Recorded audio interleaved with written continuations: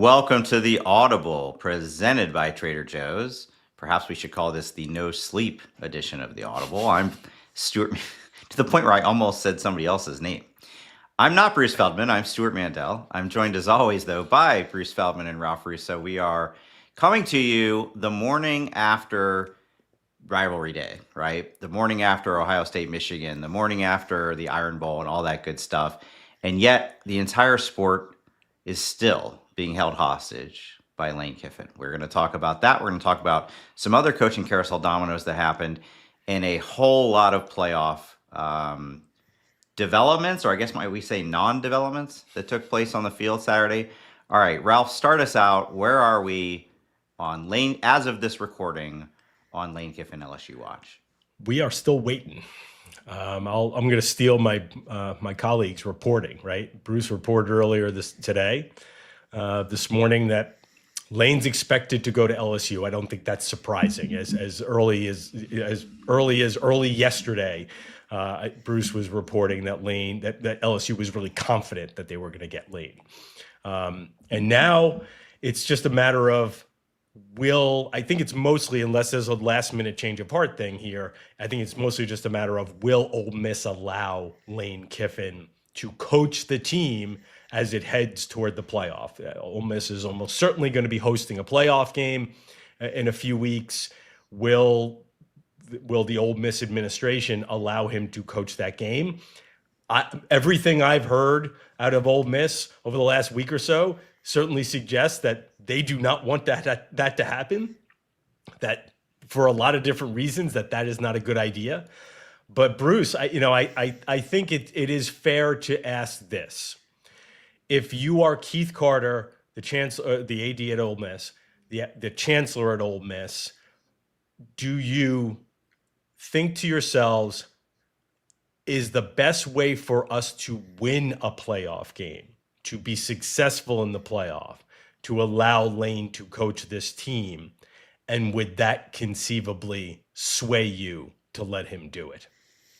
It's an interesting question. I mean, we talked about Lane ad nauseum yesterday on our era on Fox. I think the challenge is here, and Coach Peterson, Chris Peterson made some interesting points because he's been through it both as a head coach and also as a head in his own case, and also with coordinators moving.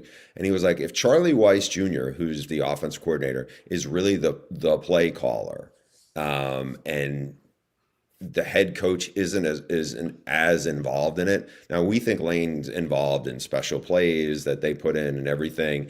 I think that this is way more complicated than all that, because from what I've heard, most of the offensive staff at Ole Miss is expected to go to Baton Rouge with Lane. And so just how you're worried about the distraction, but there's already a massive distraction here, right? I'm sure that they would, the AD will speak to, and probably already has spoken to, like the leadership council and the captains about, what do you guys think? There's no easy answers to this. I mean, John Sumrall, we reported this, I don't know, a half hour ago. He's the head coach at Tulane. They have a shot at making the playoff. He is taking the Florida job. And from what I was told, he's expected to try, if Tulane goes to the playoff, to coach them. We have a similar situation on the other half of the American Conference with Eric Morris. He took the Oklahoma State job a couple days ago. His team went out and blew away somebody on Friday. And now if they go, I think he's expected to stay with them too. So I think what's different here is you're going to, next to Mississippi State, this is the school that Ole Miss people hate the most. It's in your conference, it's a school you hate. There's the very real possibility that Lane takes a bunch of these players at Ole Miss with him to Baton Rouge, not just the assistant coaches. So we're in uncharted waters with this, right? I don't know. It's Lane Kiffin, and the thing that's made it even crazier, I feel like, I reported something yesterday morning on, like, at the top of our big noon show. I want to say it was like 9:10 in the morning Eastern. about that LSU sources were very confident he was coming and he was going to take the job. And then it was like, okay, there's going to be a meeting, there's an expectation. Then I'm in studio. Every time I look up on one of our TV screens, I see poor Marty Smith in Oxford. And above him, it's like, announcement is imminent. And I saw announcement is imminent for like 6 hours. And then before I went to sleep last night, I remember checking with somebody because there was a report about, there's going to be a team meeting at 9 a.m. Central or whatever. And then this morning, somebody on the staff had said, no, the meeting's going to be at 1 p.m. Yeah, this keeps getting pushed back. And it's like, this thing doesn't feel like it's ever going to end. And then we went to bed with this, and you reported it, Bruce, others did as well, that there was going to be a 9 a.m. team meeting and he was going to announce his decision. And then I wake up here pretty early on the West Coast and no, it's been pushed back to the afternoon. It reminds me of when there would be like a breaking story, like a big story, and CNN's covering it. This is, I haven't watched CNN or any cable news network in many years, but when I used to, and there would be nothing's changing, and it would still say breaking news across the bottom, right? Like the plane is still missing. They haven't found the plane. Breaking news, the plane is missing. That's what Saturday felt like, and we kid, but Marty Smith's doing what his producers tell him to do, right? Go stake out the football facility. Don't leave till we have a decision. I think it's so maddening. We talked about it on last week's show that the people on the most prominent pregame show in the sport, a show that 2.5 million people watch every week, are on TV saying with a straight face, not only should he be allowed to play and coach in the playoff, but kind of framing it as Ole Miss is the villain here. Like they're gonna take him away from the players and possibly threaten what these players have worked for so hard. Guys, I'm here in Silicon Valley. If you went into your boss at one of the big tech companies and said, I've accepted a job at our direct competitor, but you know what? We've been working on this big project here. Do you mind if I just stick around for a month, finish that out before I go over to our direct competitor? No, they would have you escorted off the premises. Your ID would be deactivated. And in this situation, we're talking about poaching, portal. There's nothing stopping him from spending that month recruiting the whole roster or whatever to come with him to LSU. To me, it is a total non-starter, and I cannot believe that all parties have allowed this to drag on as long as they have. I do think that analogy is not a good analogy. Not knocking you for it. My point is you have one team. Don't do the 6-7 thing, Ralph. I do think the analogy is unintentional. I do think the analogy is tough because in this case, you're dealing with 18, 19, 20-year-old players who are trying to, go compete for a national title. And it's like, what gives them the best chance to do that? Well, it would be if Kiffin never left to take another job. But if he is taking another job, I think there's two things. And I didn't see everything. Obviously I'm not on, watching game day while it's going on, but there's two aspects of this to me. One is that you are basically hurting the chances of this team by taking another job. But after we get past that, now all of a sudden it's like, if he doesn't coach if he coaches the team, even if he's distracted and there's distractions and he's trying to multitask to some degree, is that still giving these players the best chance rather than having Joe Judge take over as the interim and, Lane and maybe half the offensive staff is gone. I mean, and then it's a skeleton crew and it looks like what, just now you're trying to compete. It just, to me, it's like there is no good solutions. Right. It looks like the Gator Bowl, right? Where you see these stabs. It's like, there's an analyst who's been coaching O-line for the last month. That is not the way to go into a playoff game. I do wonder, Stu, this is why I think that there's a chance that he might end up coaching. I do wonder if the players go to the AD and the chancellor and make some kind of impassioned plea for him. please let him stay. Please let him coach. Oh, I'm us." sure that's been what's been going on. That's why this continues to drag out. So then the question becomes, how much do their opinions matter? Because listen, we all want to do right by the players, but I also understand the other side of like, hey man, like I'm the boss. We have a bigger picture here. Like we're trying to do what's right for you guys, but you know, I don't let my kids make every decision in the house, right? And I know that's being a little patronizing to 18 to 22-year-olds, but like the player, listen, I'll put it this way. How many times have we seen the players rally around the interim coach, right? When somebody gets fired, oh, we got to hire, you know, so-and-so. We all love so-and-so. And 9 times out of 10, the AD and the administration steps up and says, okay, guys, yeah, we all know you love your coach. We're not doing that here. Yeah. Like we are going to get a real coach in here to coach our team. And we're not just going to like let you guys who are going to leave here in 2 years make this decision. Now, or a year make this decision. Obviously, the difference is this is an immediate situation. There's a lot that affects just this team. But I do wonder, like in this, if you were to tell me that the players fought for him and kept him, I think in this situation, that would be the one thing that would sway me off the position that you got to get that guy the hell out of here. Like that's just, he is being incredibly selfish right now, and I'm not letting him coach my team. Let me just paint a quick, we can move on here a second, but quick hypothetical for you guys. So they decide he stays, he gets to stay. It's 3 weeks from now. Ole Miss is hosting Oregon. No, they're not going to host Okay, Virginia. Yeah, sorry. Yeah, Virginia. Okay. Sold out crowd, biggest game probably in the history of that stadium. And Lane Kiffin comes on the Jumbotron. And gets booed. How does that stadium react? Gets booed. Absolutely gets mercilessly. Booed. Does it get to the fact, to the way, remember when Lane went back to Knoxville, I don't know, 5 years ago, and they were throwing stuff at him, and it was like, it didn't feel like a near riot, but it kind of felt on that edge. I would say this, Bruce. Yeah, I'm sorry to jump in. If they host Virginia as a 10 to 12 point favorite and are losing in the third quarter, 24-7 to Virginia, yes, I see where you're going.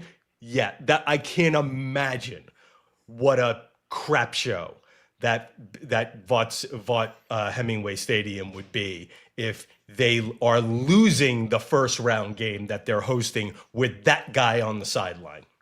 As someone who's been at Vought Hemingway Stadium and seen a little bit of an uproar where I remember the infamous red high heel shoe thrown from the stadium because of bad officiating. This was like 20 years ago. I feel like Ole Miss has moved on from that era, but man, everywhere Lane leaves, he is a bad breaker-upper. You know, there's just massive chaos. Yeah, well, you know, I'm wondering if we're going to get a sequel to that ESPN like mini documentary they did about how Lane has matured and learned from his mistakes and grown wiser and found happiness, because this just feels like 2009 Lane all over again. All right, so right. By the way, of course he postponed this. There was no scenario where they were going to let us do a podcast on Sunday morning that's up to date. However, we did have a bunch of other dominoes that did fall into place right before we came on. So Ralph, give us the quick summation of all the SEC dominoes. Yeah, here's your AP News roundup. So when it became apparent that Lane was out at Florida pivots to John Summerall. John Summerall was sort of candidate number one at Auburn. So Florida wraps up John Summerall. I think you confirmed that before we went on air here, Bruce. I don't know if it's official yet as we're on this podcast. I don't think it's official as we're taping now. No. Gotcha. But that's happening now, Summerall to Florida. There are almost no coaches left in the American, because after Summerall goes to Florida, Auburn pivots. They were sort of number one guy, Summerall, to Alex Golish from USF. That is official. That became official. We reported it, but then it almost immediately became official right before we came on. So that is done.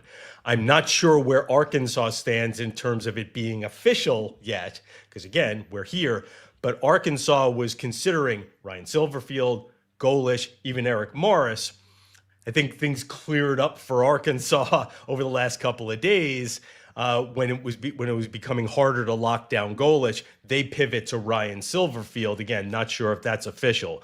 So Summerall to UF to Florida, Golish to Auburn, Ryan Silverfield from Memphis to Arkansas. Memphis beat Arkansas earlier this year. We're not going to get too deep into that, but that's where things stand, and we might get UCLA later today. And I think in a couple of days, we'll probably have Penn State. But that's sort of the roundup. There was like the dominoes fell from Lane to Florida to Auburn to Arkansas, and they all swept up the American coaches. What's hilarious about this is that, John Summerall has been a head coach for 4 years and just like has some insane winning percentage.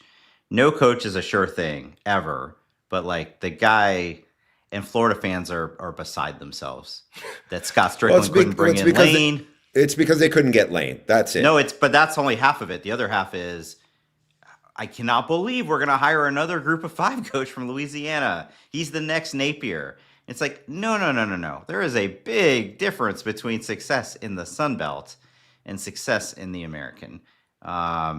This is why that program, we'll save it, but this program gets stuck in this cycle where the fans, they never like the coach. All right, let's pivot to the playoff race and the action on the field Saturday. And once again, guys, I just keep waiting for this thing to sort itself out, and it just doesn't happen.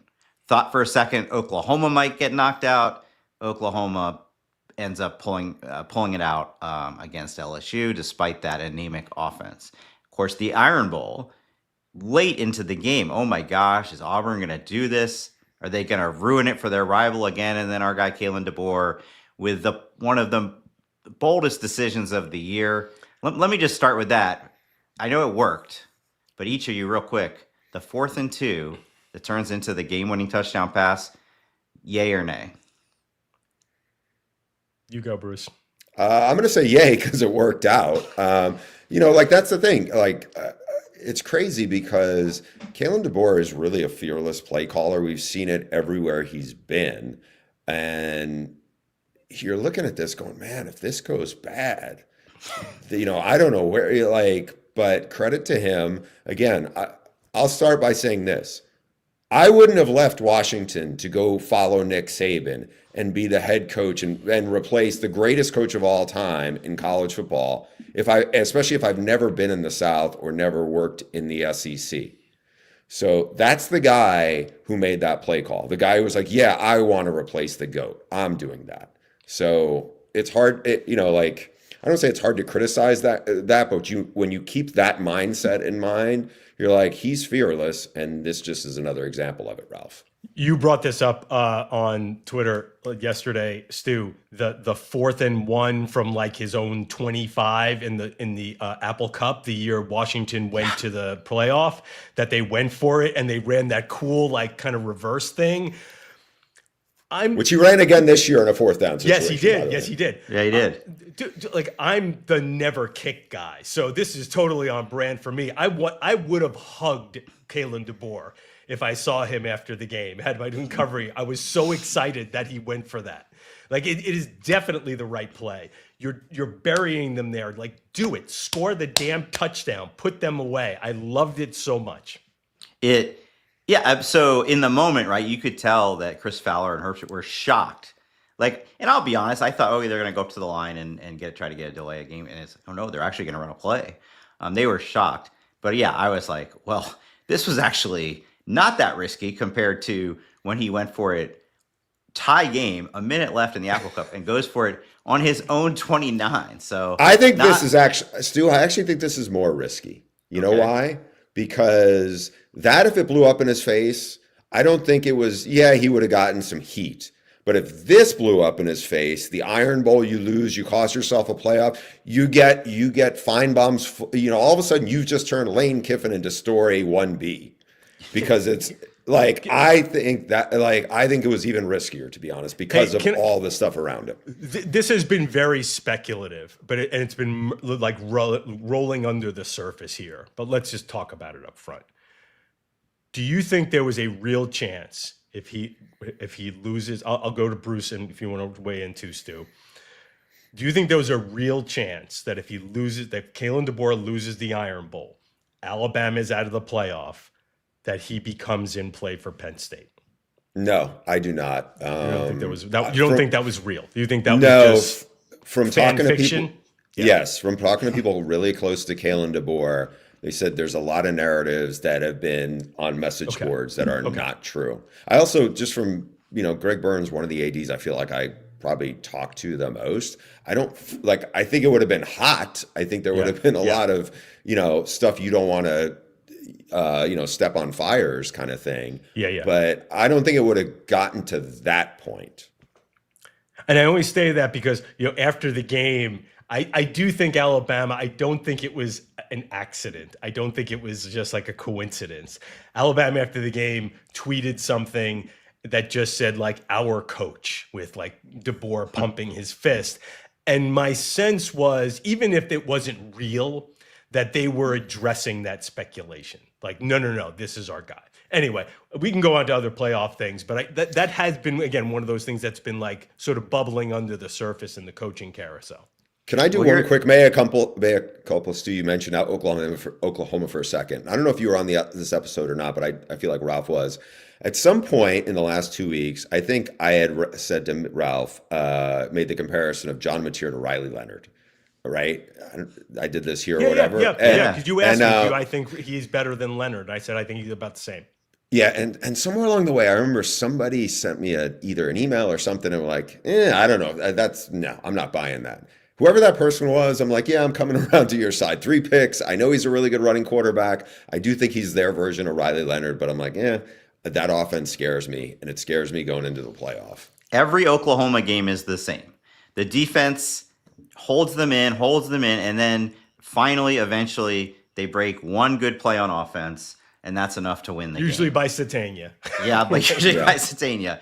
But, like I saw people as the day went on, and talking about how crowded this field is, and it's like, why is Oklahoma in there? Like, get them out of there. And it's like, what are you supposed to do when the team has 3 top 25 wins, and there's nothing wrong with their 2 losses? And a big head-to-head. Yeah, like you can't, I don't, anyway, Alabama, as of last week, was the last team in. And the only team above them that lost was Texas A&M, and I don't think they're going to fall all the way out. So the question now is, this was a big deal last year going into the ACC championship. They're not going to punish SMU if they lose, are they? They can't possibly punish a team for losing the conference championship game. Well, that game came down to a 56-yard field goal. So no, they did not punish SMU. But Alabama's going to Atlanta now to play a Georgia team that really, really, really wants revenge, I'm sure. And it's a Georgia team they beat in Athens. Let's not leave that part out. Well, yeah, and that's why I'm saying, you think Kirby Smart wants to go to 1-9 against 1-9 or 1-8? 1-8. I think it would be 1-8. Yeah, it would be 1-8. Yeah, so I think. Ask you guys the same question I asked in the column. What happens if Alabama loses 27-10? And you've got right behind you now, for the purposes of this, if BYU wins the Big 12 title game, they could knock Alabama right out there. But let's say they lose. Miami was number 12 last week. Vanderbilt got to 10-2, and of course Texas is in the equation now. Vanderbilt did, by the way, lose head-to-head though to Alabama. Texas and Texas. Yeah, but let's leave Texas out of this. But we're not leaving Texas out. But we're not leaving Texas out. But my question is, is Alabama safely in? I guess they're not, because BYU could change that.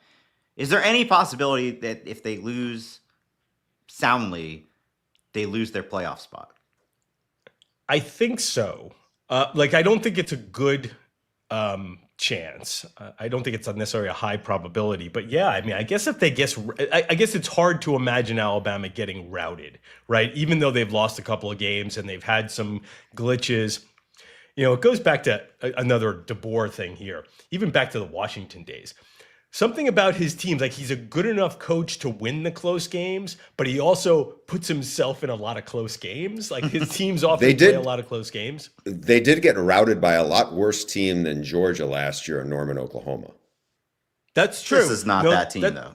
No, this is not that team. This year, they mostly, really, their worst performance was their first game of the year. And frankly, we talked about how that when they lost to Oklahoma, it was harder to erase the Florida State thing. I think we had all sort of like memory washed Florida State because, oh, look how well they're playing. They've clearly progressed. But now, like, it's harder to do that with that still on the resume. And as Stu pointed out, Bruce, there could be very good options, especially that BYU one. Like if BYU plays its way in and is now a bid stealer, I just can't see Texas Tech being pushed all the way out. No, I can't So that either. seems to me the most likely, like Alabama loses, BYU wins, bye-bye Bama. Yeah, I would agree. But can we stay on Stu's scenario?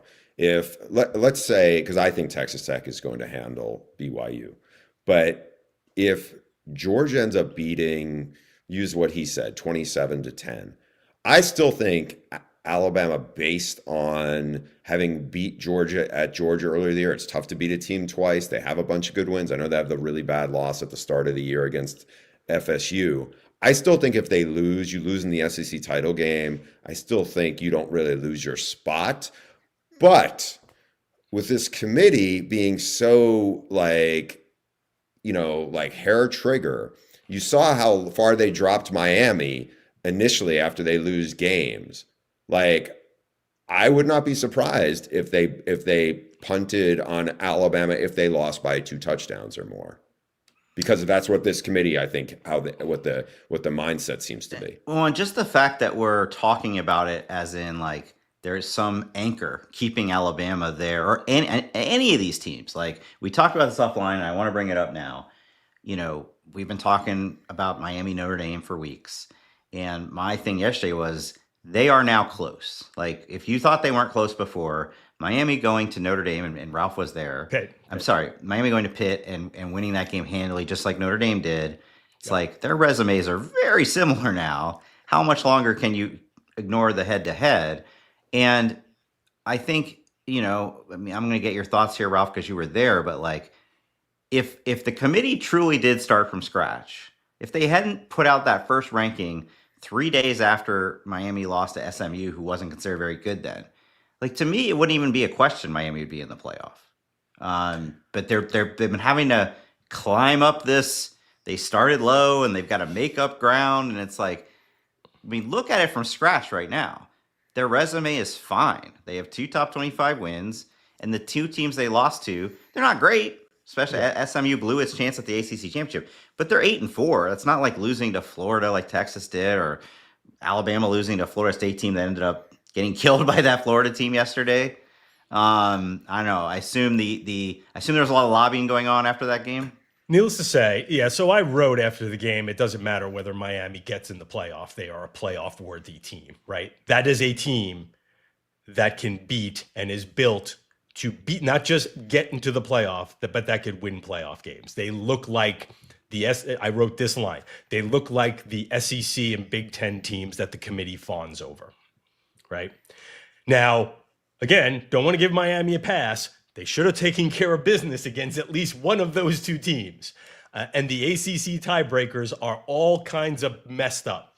That Duke is now in the ACC championship game with a 7-5 record because they had the highest winning percentage among the teams that were tied within the conference opponents' winning percentage. Can we talk about that for 1 second? How stupid that is for a conference that is so bloated to not have the foresight to look at this and go, we're not the SEC. We're not going to get a bunch of teams in, and not go, we got to rectify this. We'll probably have a ranked team.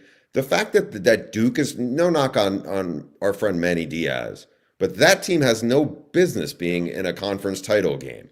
And it's crazy that the ACC leadership was not proactive enough. And again, there's nobody who likes Jim Phillips more than me. But just Whoa. what are we maybe his doing? family. He's got a lot. Yeah, his family. He does, and he has a lot of siblings. But like, how did we get to this point? If you're the ACC, that because nobody. I agree, but like, who would ever have seen this? Right? When they get to anybody who's paying attention, Stu, No, but like nobody had lived through a 17-team conference. That's the problem. And nobody would ever have thought, you know what happens if one of our teams loses to UConn, gets killed by Illinois, loses to Tulane, but then goes 6-2 in the conference and wins a 5-way tie? Like, that's not even, that wasn't conceivable, but it happened. And they could have been, Stu, they could have been 9. Stu, they could have beaten UConn. They could have been 9-3. They still wouldn't have been the most deserving team that, was going to be maybe they would have snuck in the top 25 if they're 9-3. But to me, it's just such a shoot yourself in the foot moment by the ACC. Yeah, absolutely stepped on a rake. Our pal Nicole Auerbach suggested that the ACC pull a 2020 Big Ten and just simply rewrite the rules and say no. We're all let's all be adults here. This is dumb. Let's rewrite this and say our tiebreaker. We're not doing that. We're putting Miami in this game because that was the team that basically got shut out was Miami. It's just. I love the concept, Nicole. They can't do that. The pandemic season was one thing when the Big Ten was playing. Everybody was making everything up on the fly. We were all making it up as we go along during the pandemic to a certain degree. You can't do that here. Stu, it's just, yeah, I mean, again, you talk about the concept of opponent's winning percentage. That seems like a good idea. But then you realize Duke has not played almost any of the teams. It's because the conferences are too bloated right now. That's the problem. So it's insane. Virginia, this is what's crazy. Virginia only played. Virginia, by the way, congrats to them. They earned their way in. They and they have two of those losses are against ACC teams, but one of them didn't count. So one of them didn't count. This is so 2025. But so we ended up in a 5-way tie for second. 5-way tie. How many of those 5 teams did Virginia play? 1. Which one was it? Duke. So we will not get to see what they might have looked like against those other teams. Duke also only played one of the other 6-2 teams. It was Georgia Tech, and they lost handily. So it's I don't know. There is no great solution for it. But here's how, this is already blown up in the ACC's face. The fact that, first of all, that Duke could play its way in and Miami has to sit and wait and hope the committee, thinks they're pretty enough is one thing. But also, guys, if Duke does win and Miami doesn't get picked as an at-large team, we believe as of this moment the ACC would get shut out. Austin Mock does the CFP odds for us. He has James Madison's odds much higher than Duke's. I don't know what that might sound good on paper, right? I don't actually know if they would really go through with that. You were shaking your head, Ralph. I don't think I'll believe that the committee would put James Madison in with the 80th strength of schedule. Not just is it a Sun Belt schedule, no offense to the Sun Belt, but even if you look within the Sun Belt, I don't want to spread misinformation. They have played very few teams with even winning records. I think the quote unquote best win is Washington State, who's now 6-6, and Washington State almost beat them 2 weeks ago. Old Dominion too. They wrecked Old Dominion, and Old Dominion's pretty good in their division. But and remember their only loss, the Duke's only loss, is to Louisville, an ACC team. I don't know. You're going to get us confused. You just said the Dukes, right? The James Madison. The Dukes as opposed to Duke. Not Duke. Yeah. I've been saying that the Sun Belt's campaign should be Dukes greater than Duke. That should they should trend that. They should get that hashtag, Dukes greater than Duke. The one thing I think is an overarching issue here, and I know, Ralph, when you were referencing Nicole's idea was you can't just make it up as you go along. Well, that's exactly what happens with the CFP. They're making it up as they go along every week. That's the elephant in the room. And part of the problem with this is they have that stupid ass TV show every Tuesday night. It should not be on when they start it. If you want to start it around Thanksgiving and do it for 2 weeks, fine. But they get locked in to these boneheaded ideas. They put out some dope to like stand there and field questions where they have to, and they don't even like, I don't know if they believe them or not, but they have to defend the positions. It's just such an untenable thing. And then everybody else, picks apart where they get caught up in all their like bad logic. I get it. ESPN paid a fortune for the playoff. ESPN wants this show. They want their programming, but it's really does in this aspect is doing the sport a disservice because of how the playoff operates. And I don't know why they do themselves. It's all about the money. That's it. Agree 1,000%. It taints the process. And by the way, there are high-ranking people in the sport who absolutely agree with you. They hate it, but ESPN's paying them billions of dollars. ESPN wants the drama. But although I would say, so what they do in basketball now is they put out like their top 4 on like the top 16 overall teams a month before the season ends, and then they don't come back out with anything till the actual bracket comes out. Can you imagine the suspense right now if we truly had no idea how the committee thinks about these teams right now? We would have even more content than we have just sitting around preemptively complaining about them. All right, you can see Mad Bruce is out. He's emerged, and I'm about to make him even angrier. Guys, I got to see a football game. Talk for about once. Texas, baby. Yeah, I got to go to Austin, where it's that they've turned that place. You guys remember, like that was not known as a hostile place for a long time. It was Saturday night. It was what they've done, and what a lot of these schools have done when you go to games now is turned it into a rock concert. Every TV timeout is a rock concert. You get everybody moving and fired up, and of course they hate the Aggies. So, but yeah, what a crazy game where at halftime you're like, well, yet another poor Arch Manning performance. A&M's going to shut them down. And then Texas just came out and took it to them in the second half. Ran away with the win. Arch had a 35-yard touchdown run that kind of broke their backs. Texas ran the ball well on undefeated A&M. And so, of course, because this is what coaches do, they're supposed to lobby for their team. Molly McGrath interviews Sark right after the game, and he says it would be a disservice to the sport if Texas gets left out of the playoff because, and I actually do agree with him on this part, it sends a bad message that if you schedule Ohio State and lose, then why schedule those games, right? Because they're going to knock it in. But if they hadn't played that game and they were 10-2, and by the way, they have wins over 3 double-digit win teams. Nobody else can claim that. They'd be in, right? They'd be right above Oklahoma, who they beat. They'd be in. But they did schedule Ohio State, and they did lose. And I think they'll jump up in the rankings this week. I don't know, anything's possible. I don't think they get in there.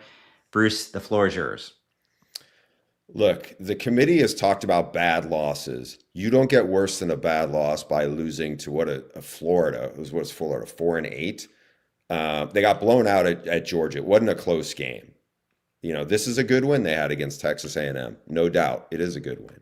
And I get the part about you don't want to, like, in a lot of ways, I agree with Sark in this aspect. And I know his AD has said it. I know many ADs have said this to me.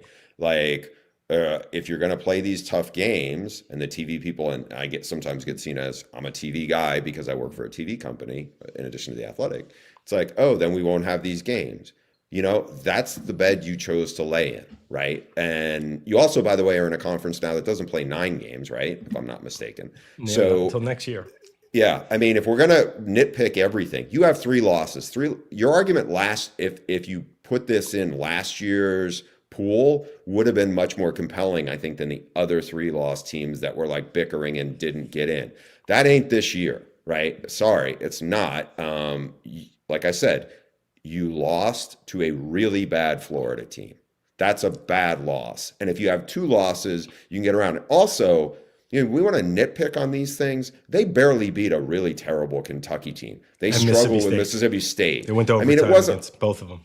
Yeah, so I'm sorry. If it's a 16-team playoff, yes. But this year, I don't think you can have a 3-loss team. We're already talking about how Alabama's on the fence.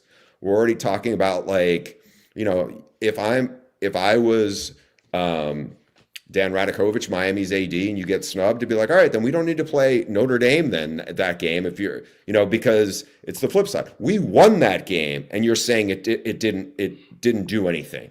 You know, we beat a team that you're going to put in. To me, that's an even bigger indictment of the head-to-head games. If the two teams have the same record, and you're not gonna factor that in significantly. So for me, you know, good win by Texas. Sorry, the resume is not going to be strong enough to get into the field this year. So just to circle back around to Mario Cristobal, who, you know, Mario and I are not like close. He knows me, but we're not buddies. But like, he saw me right on the field and was like, we got to be in. We got to be in. And then, like, later as he left, I was obviously in his news conference. And then as he left, like in his suit, he saw me again in the hallway, kind of lingering. He was like, you know, we got to be in, right? You know, we got to be in. At the end of his news conference, toward the end, he noted, oh, what did Louisville do to Kentucky? The ACC team do to the SEC team? These guys have to turn into politicians, you know? They don't have a choice. What did Clemson do to South Carolina? Oh, okay. Yeah, just noted the SEC team lost 28-14. And he said, you know, we got to stop this BSing about putting value on conferences. The very last thing he did, though, as he left the news conference, is he asked one of his local beat writers in front. Like, so again, he's done talking. He goes, what happened when Texas played Florida? Oh, Florida won. What happened when we played Florida? Okay, just want to make sure I remembered that right. And of course, when Miami played Florida, I don't think Florida converted a third down. So again, it's all tied together. Like, Mario was literally directly talking or indirectly talking to Sark there. Like, clearly he saw what Sark did and wanted to remind the world. And I put the quote in my story that, hey man, like, this whole Texas thing, we're not going there. Like, if you want to start talking Texas, like, let's have that discussion on a different field, Bruce. Stu, the one I feel for more than Texas is Vandy. I know they lost that game, but it's like 10-2. It's the best year they've ever had. They would have gotten into the playoff with this, you know, resume last year. I don't think they're getting in. You know, because it's not great wins. It's Missouri, you had LSU in there, teams that are like, it's a bunch of 8-4s, right? Yeah, Auburn. And it feels a little like empty calories. Yeah. Now, they were impressive. They blew away Tennessee at best. But Tennessee also was 8-4. No, Vandy in any other year would be the story of the season, guys. I mean, it's Vandy. I mean, Indiana, that shock factor has started to wear off, but like, Vandy has been the laughingstock of the SEC for a century. And to watch them go into Neyland yesterday, it was tight for a half, and then Diego Pavia and company kicked in and whooped them. Beat them by 3 touchdowns in Neyland. Pavia is my number one guy, my Heisman straw poll. He might be mine now too. He might be mine too. Yeah. Not just the huge numbers, but what he has done with that program. But to your point, Bruce, like, the field is too crowded, and they get boxed out in part because their 2 losses were to teams that are also fighting for a spot in the playoff. What I'll say about Texas is this: if I'm not going to go to the mat for Texas. I mean, I think what you guys said is true. They've been too, like, there have been too many points of the season where they didn't look like a playoff team to just kind of excuse that away.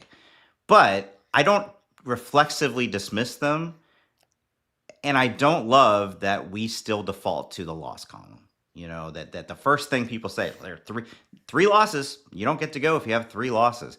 We should be rewarding teams for who they beat, and nobody else has done what they did in terms of beating A&M,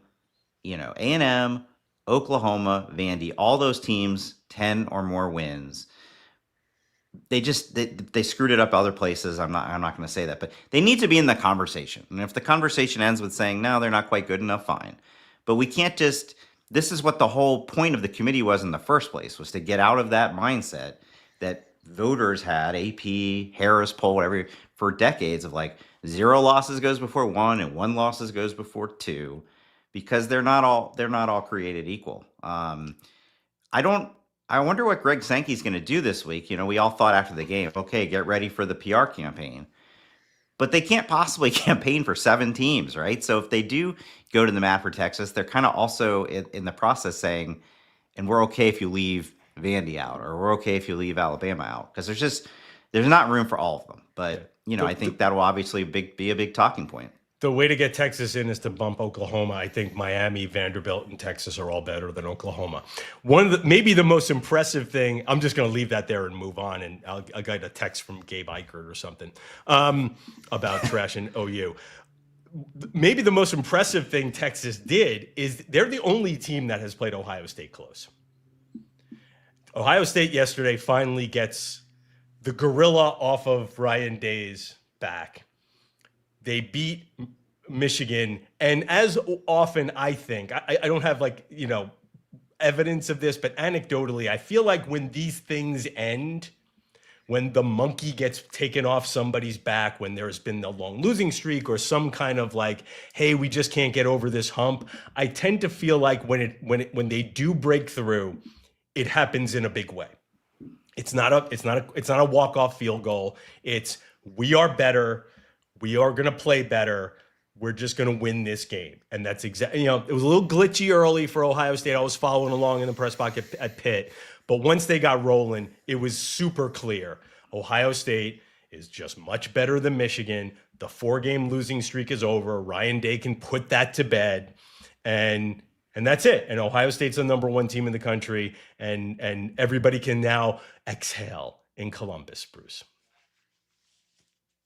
Yeah, I mean, look, the thing that's impressed me the most about them is they have a really good running game now. I mean, Bo Jackson's emerged. I think the other thing that kind of jumps out at you is this is the second big game I've seen Julian Sayin play in. We're a big stage, and it's been rocky early, and he's bounced back with just a really sharp performance. I mean, I remember the first game he started, they play against Texas, and it's not his fault, but they dropped 3 passes in a row right out of the gate. I think it was 1 to the tight end, 2 to Jeremiah Smith, and he ended up, didn't phase him at all. Same thing yesterday. I mean, he throws the bad pick, makes a bad decision. After that, he played nearly flawlessly in bad conditions, by the way. This is a Southern California kid playing in not a snowstorm, but, snowy, cold conditions. Yeah.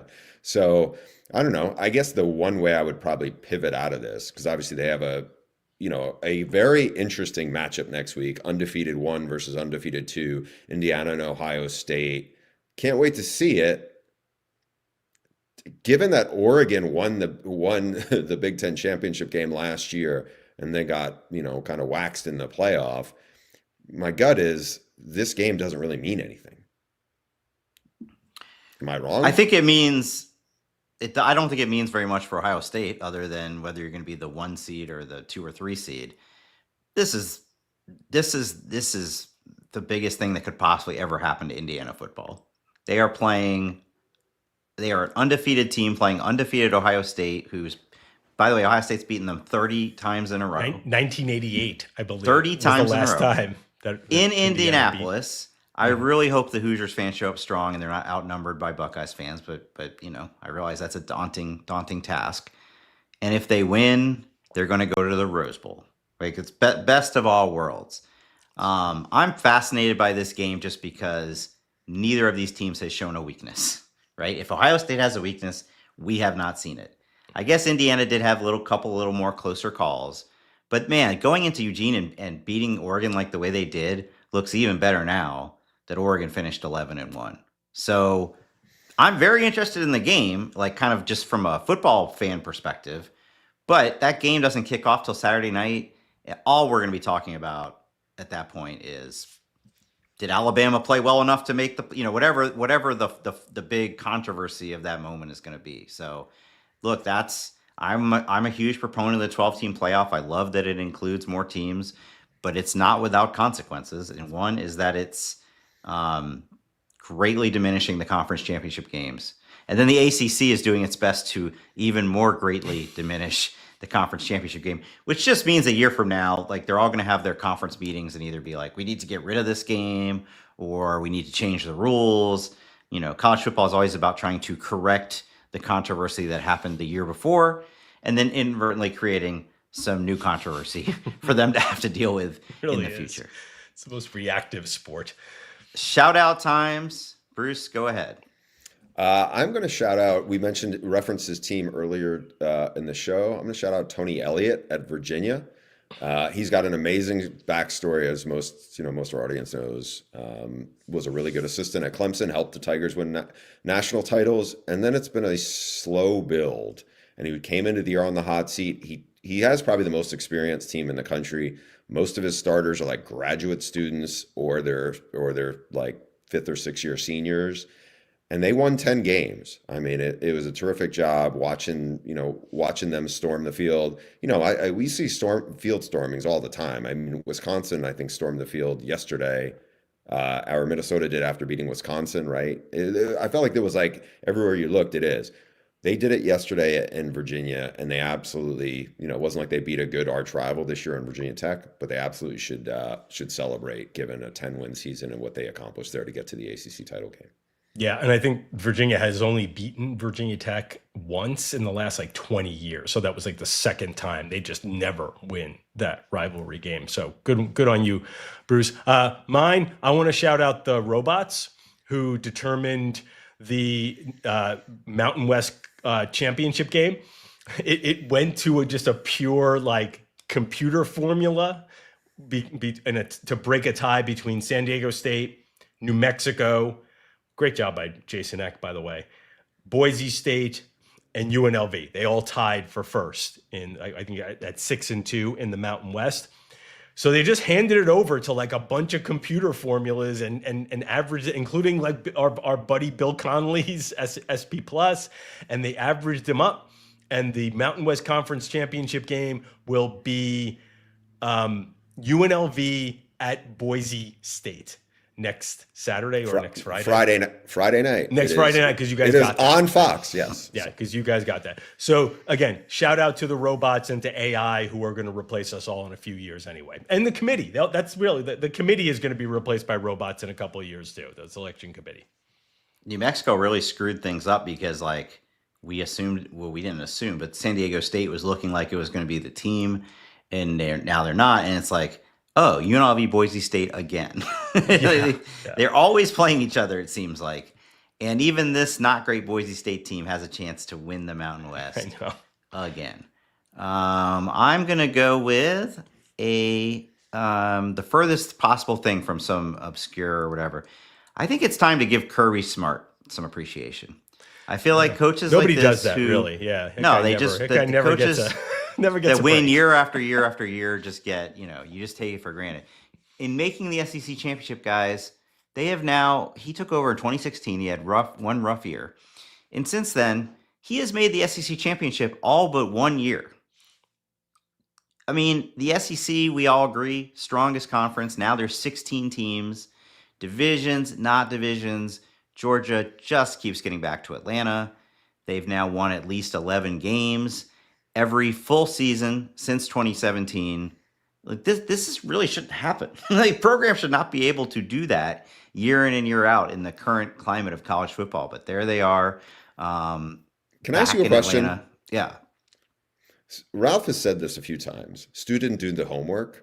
Did you not do the homework here? Because I felt like I was looking at your eyes, and I'm I feel like you have a buddy from your time in Atlanta who sent you a Kirby email in the last No. Were you really preparing to go with Kirby Smart on this? Well, yeah. Now you've revealed that you don't read final thoughts before we come on the episode, because I had a Kirby Smart item just like this. In my defense, I don't read it until after the podcast because I don't want to trip anything up. I want the spontaneity of you to wash all over us. Me too, by the way. Yeah, me too.